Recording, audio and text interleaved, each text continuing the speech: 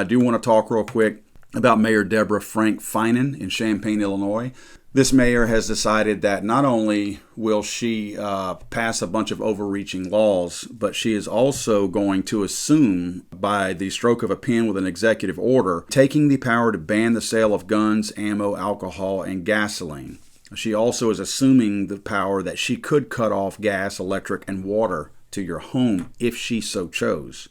They also have into this executive order that she's signing the ability to take possession of private property.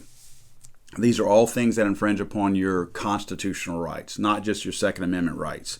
We in Louisiana learned a lot of these things after Hurricane Katrina when they went door to door down in the New Orleans area confiscating firearms. Very unconstitutional and not legal. And this was found out about later on and proven that it was not legal. I don't care what a governor or even a president says. Let's remember, executive orders are simply fancy memos. That's what they are. They are not laws. I know people are hoarding toilet paper right now. If we get into a situation where, let's say there's no more toilet paper and things don't get any worse than what they are, but there's just no toilet paper and people are literally running out. Now, I'm not going to attack or hold up somebody for toilet paper. There are other means of taking care of myself, if you know what I mean. But let's say people got crazy. If somebody decides to go knock on my door and threaten me to give them toilet paper, I must have the means to protect myself. Just like every other overreaching anti-constitutional law that's out there, most of these laws disenfranchise against poorer people, people with less means.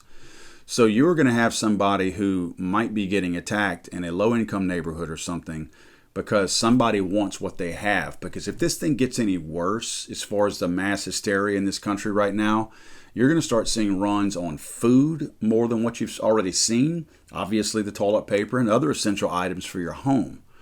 So people may very well, in fact, try to strong-arm other folks to take whatever items that they have that they were smart enough to actually get. Not hoard, but just to get on a regular basis. You might see people actually going into grocery stores and trying to rob the grocery stores. My point being, there's never a time to let your guard down and not protect yourself. And if there's a person out there who does not currently have the means to protect themselves, meaning via a firearm, they may need to go purchase one. And if this mayor is successful in trying to prevent and outlaw the purchase of firearms and ammunition from stores, then you could be preventing somebody, number one, you're violating their constitutional rights, but you could be preventing them from protecting themselves and their own families from other people that are wackos that just snap. We all know that we've been talking to people since all this coronavirus got out and started, the mass hysteria has started. We know people, I think we all do, who have taken this hysteria a little bit farther. We tend to take it seriously knowing that there is a threat out there, and those people are way beyond that. Those are the kind of people that I worry about. Those are the kind of people that wake up in the morning, go look in their fridge and realize they don't have any food. And, oh my God, I'm going to die tomorrow or something like that. That's what I'm worried about. I'm worried about the wackos out there that are looking for a reason or that are susceptible to going over the edge and doing something. We've got to maintain ourselves and be vigilant and be able to protect ourselves. And if this mayor is successful in convincing people that an executive order is a real thing, that very well could be threatening and harming people's lives because they could be getting attacked and feel like they have no means to protect themselves. Let me tell you clearly, you have the means to protect yourselves. Go buy whatever you want.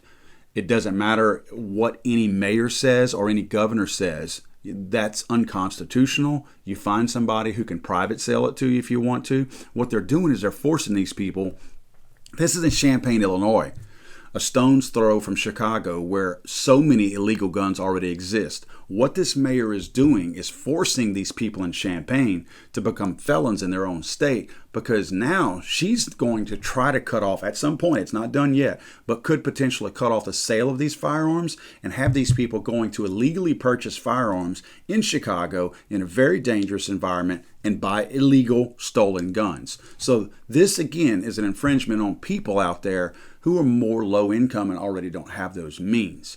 When it's a time of need, people will find a way. And that's where I feel like people will go out there and find what they need. And in some cases, it might be illegal. So we have to make sure that we're not encouraging people to do some illegal things out there. I'm always concerned with any kind of overreaches like this, because when you introduce an overreach into any form of government, whether it's at this lowly level as a mayor or at the federal level, every politician is watching. They're taking note. They're seeing, wow, I didn't realize we could do that. That's a pretty cool thing.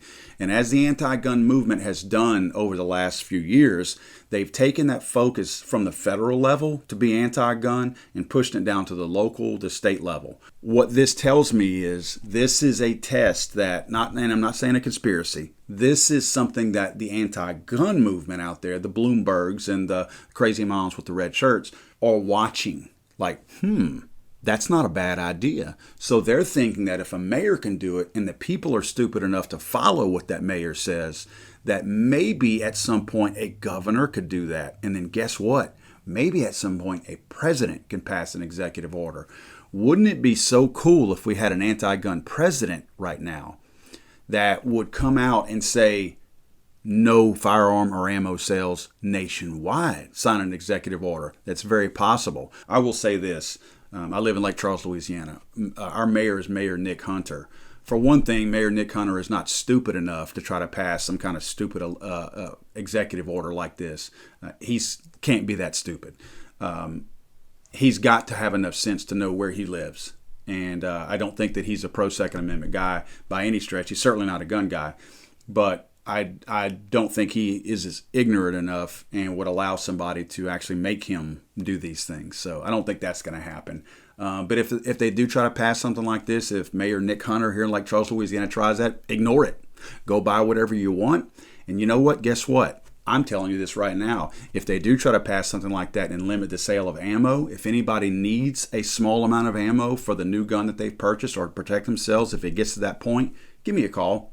I have no problem breaking an executive order because they're nothing. They're a memo, they're a piece of paper, they're not a law. And these types of memos that are trying to strip your Second Amendment rights are very unconstitutional and will never hold up in a court of law. And I'm not obeying those.